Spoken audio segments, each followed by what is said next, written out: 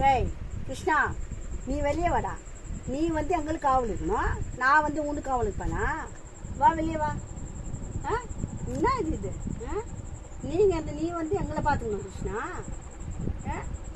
நீ போய் உள்ளே போய் இருக்கிற ஆம்பளை பையன், பொம்பளாட்டி நாங்கள் வெளியே இருக்கிறோம், நாங்கள் வந்து உன்னை பார்த்துப்போமா? நீ தானே எங்களை பார்த்துக்கணும்.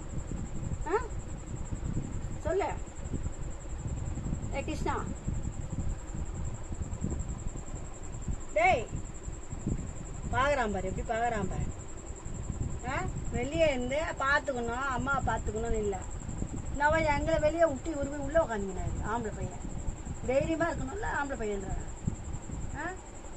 எப்படி பார்க்குறான் பாரு. சொல்கிறதெல்லாம் புரியுது பாரு.